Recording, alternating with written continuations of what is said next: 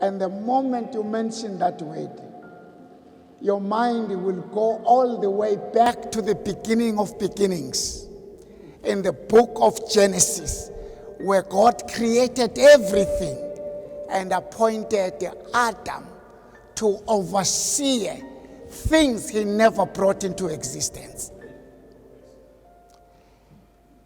With that honor, that privilege, then God had to station a tree somewhere as a reminder that you do as you wish over things that do not belong to you.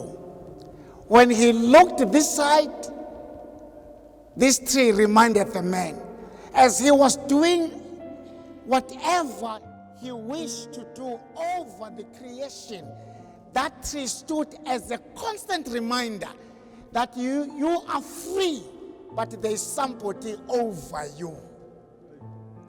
And the inspired pen says, that tree later on was removed, but that tree has been brought back to back in our presence in the form of tithe and offerings.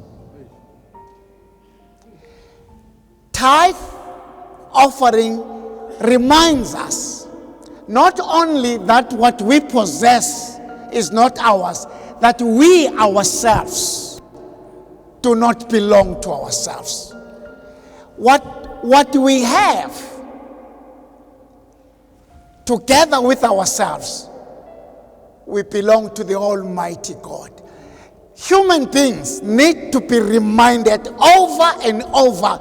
If we fail to remind them, they will forget that there is God. There's a passage in the Bible that touches my heart now and again. I love the book of Daniel.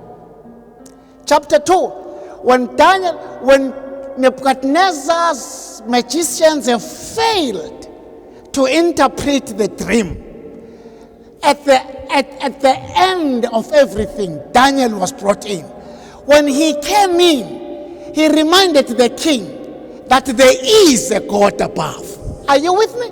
There is a God above who holds the future.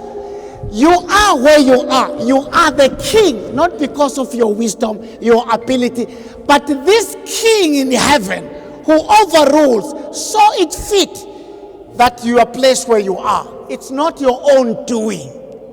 But I thank God there was a man like Daniel who never forgot.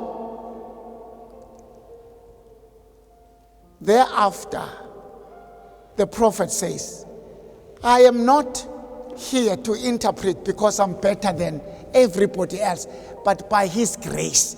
The man could have said, the best of the best is here. But he says, it's not my ability, there is a God. But the Lord, now and again we forget. And we need to be reminded that we are stewards. We manage possessions that do not belong to ourselves. But then there is a key somewhere, a reminder in a form of stewardship that yes, you have. But by the way, this God is so awesome. You can be an unfaithful steward. A steward that has forgotten that it does not belong. Then you handle it like it is yours. Then your possession never brings honor and glory to the Lord. It's like it's your own. Instead of giving honor to God, you give honor to yourself. I promise that I won't belong. The book of Job, the first chapter, verse 1. And the Bible reads, there was a man in the land of Uz, whose name was Job. And that man was blameless and upright, and one who feared God and shunned evil. Can I read it over? There was a man in the land of Uz, whose name was Job. And that man, you know, the word man is used twice here. But you know that both do not carry the same meaning. The first word, there was a man. It described the gender. There was a man. Are you with me? But the second mention of the word, it described that the man, who was the man, was a different man among men.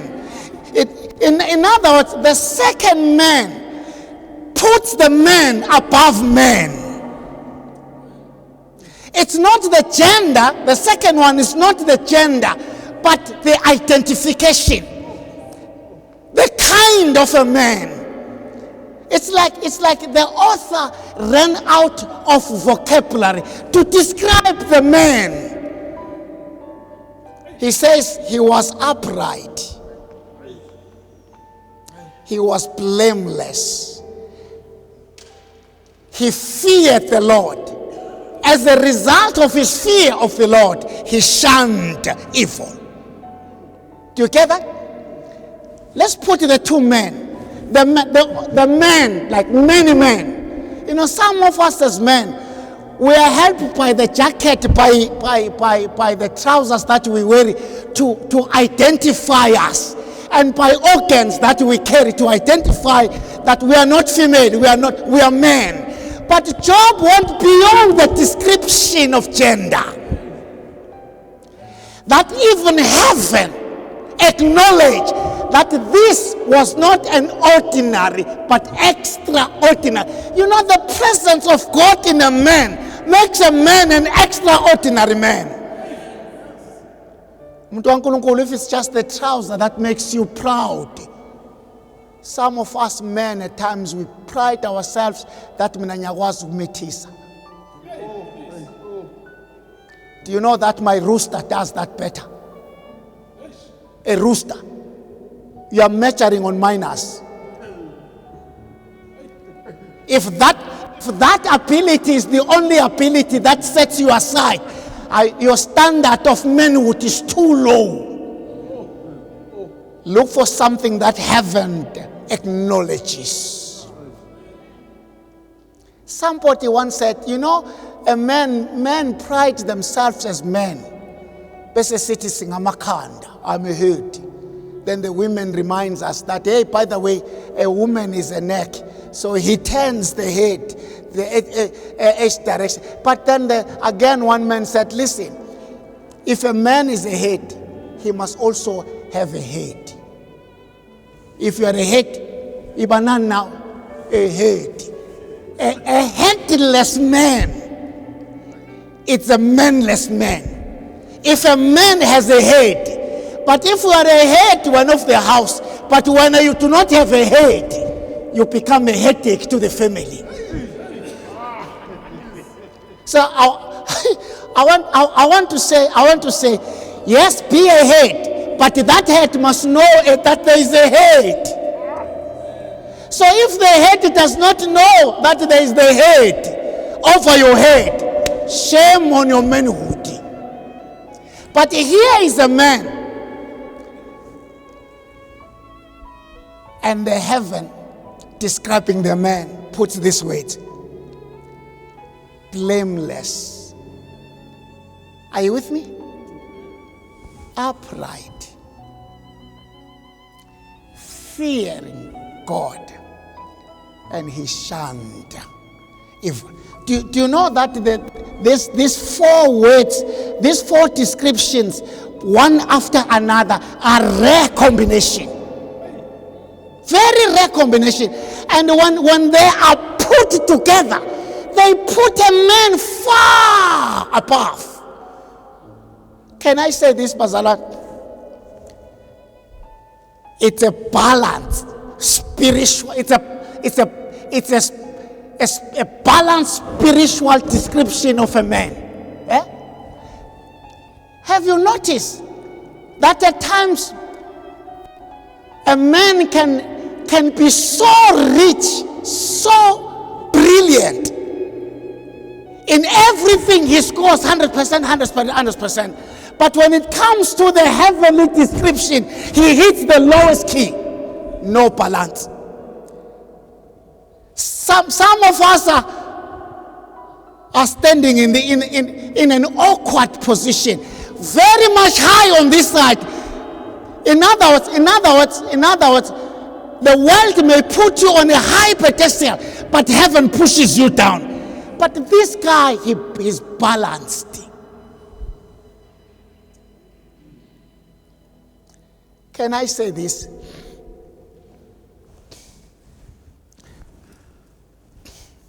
Verse 4.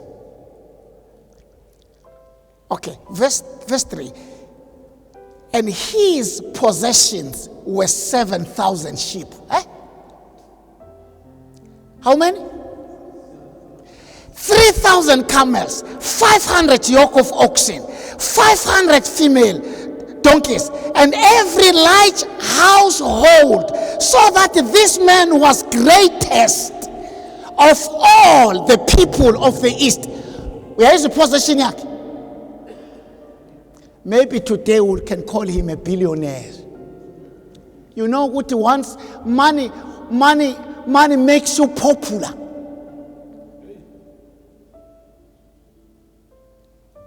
The man was rich. But while he was rich financially in possession, he was also rich spiritually.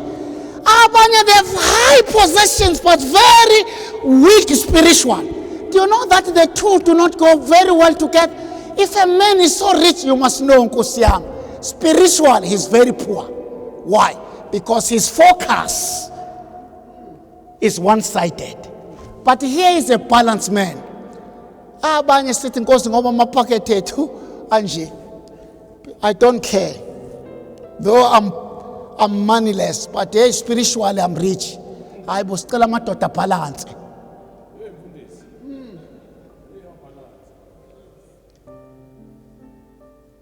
What must we do? Balanced. This side, we have it. This side, again, we do what? We have it. It balances. But let me not waste much time. I promise I won't be long. But then, listen, in verse 8.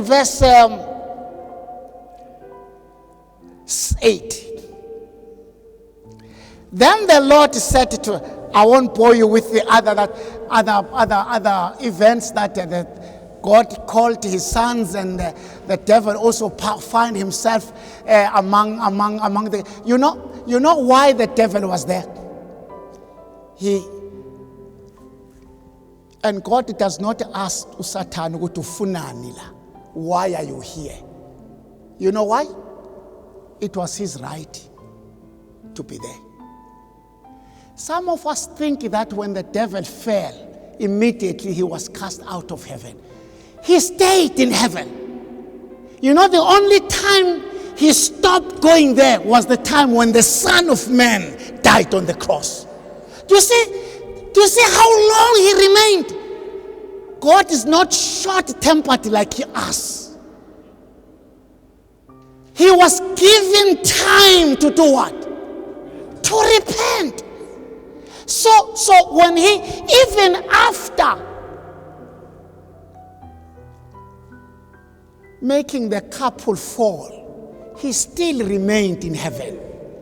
But when Adam lost his dominion, the devil took over. Are you? So where the devil was, that is where Adam should have been. Are you with me? In other words, now, the devil now has occupied the same position. He is the one who owns. Listen, the devil becomes a different kind of a steward. Adam acknowledged that there is God. Are you with me? But the new steward, the new replacement, he possesses without acknowledging God. What kind of a steward are you? Are you the steward that acknowledges that there is God over, or everything is your mind, is your ability? So there he is among other stewards from other planets. And God says, he doesn't say, why are you here? But he asks one question. Where have you been? Are you with me? And the devil, in a sarcastic way, he says, I'm from earth, going up and down. In a simple way, he says, I'm from the area where I do as I wish, where I own. When you own the heaven. But now I have my corner where I do as I wish. Are you with me? He said it rightful so, because the one that was stationed by God has lost that position. But then God, you can't ask God why. Because if you ask God the whys, you become a fool yourself. But God says, I hear you that you possess this. You do as you wish. But have you acknowledged my servant? Listen. The first verse that we read, that the man is blameless, that was not God speaking. But the second description of Job, this is God speaking. Can you amen? Heaven has described the man as blameless, upright, fears the God and he shuns evil. And God repeats the same word. Have you acknowledged my servant, blameless? Bazalwan. As far as we are concerned in the world, we score very high. The community, they speak highly of us, but heaven does not acknowledge what the man acknowledges. But this man balances.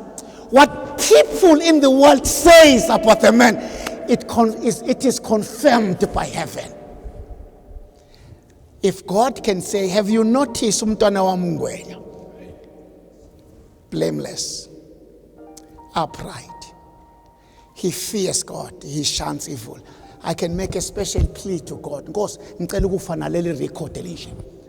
Before I mess it up.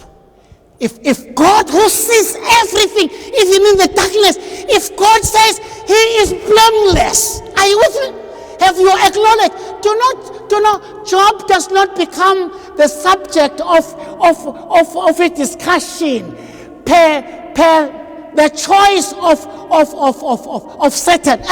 It's not Job that brought Job in the discussion. It's God. He says, what's Satan? If you own everything, have you noticed one man, his life, his way of living proves you to be a liar. When he wakes up, when he does his business, he handles it as a steward. And the Bible says, now and again, he will have a sacrifice, burnt sacrifice for his family. He was a man. In other words, worship in his house was intact. He was a priest. He was a pastor for his family. He knew what to do at what time, dedicating the entire family. Because the head is headless. And if the head has no head, it becomes a headache. And no say headache. That headache, even a Panado cannot cure it. Because the sickness of the head of the man, only God can be the solution, the cure. And they said if the fish begins to rotten, it starts with the head. Let me cut a long story short. Amen. God is saying, your statement that you possess everything is not true, because there's a man who still respect and worship. God says, as long as Job is what he is, it means I am still in charge. Wherever you are you a steward that makes God proud of you? As you walk up and down the street, are you demonstrating that God owns you? I wish I had time, but I'm cutting a long thing. I'm making it a very short thing. Now, I said, when I got to Satan, I don't know that man. Uthini? I know. And he says, no, listen. He is what he is. Because when you have put your arms around him. Do you know what when God mentioned to Job, the devil has been there to try him. But he found a fence he could not go through. He says, Lord, hey, take the fence off. Leave him with me. He will deny you. And uNkulunkulu looked at Satan. He looked at Job and said, Job, I'm being challenged. Can you defend me? But there are times when God, who can defend? Poor me. There are times when I try to defend God. I don't need you to defend, to make me who I am. I am what I am because of what I am. But thank God to give a little bit responsibility that my walk, my behavior may reflect His holiness. Now, God says, I can defend myself. But Job, I leave everything. If you stand, I win. If you fall, I lose. Listen. God looked and He knew exactly what Job will go through. But God says, the fence I'm putting down, are you with me? This poor man who enjoyed the presence of the Lord, the fence was down. And God says, during the time when I'm dedicating you, He's going to do as He wishes, and you will see nothing. You will never see me anywhere. While the devil is attacking you, now I will be backing you. He says, I'm pulling off. You are on your own, Mr. Black Man. Pastor, can I go this? Can heaven trust me so much? I know you will stand and represent the whole of heaven.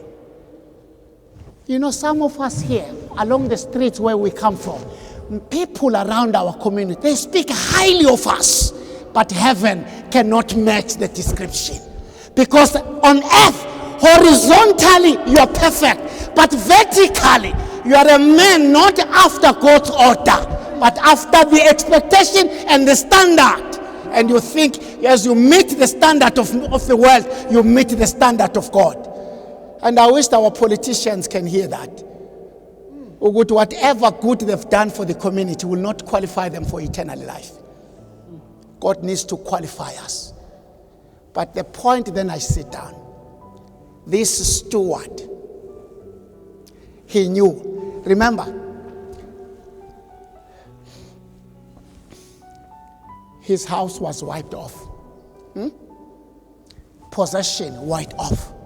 And the devil said, if I can move all this, he will deny you. The possession is what? Listen, towards the last chapter of chapter, Job says, listen, if God has given, and if He has now taken, he acknowledges that what he had came to him. If he has taken his thing, who can blame him? He acknowledged that it's not mine, it's his. You remember King Hezekiah, when he became ill, and he was miraculously healed. The word went around. Neighboring kings got the story. They came to see it with their own eye. And the man, instead of saying, I am alive, back to life, there is a God above. He went to a room, he showed them the silver. He showed them the gold. He showed them everything except God. But mina ngiyamsaba umuntu. Ngenze njani? I fear a human being.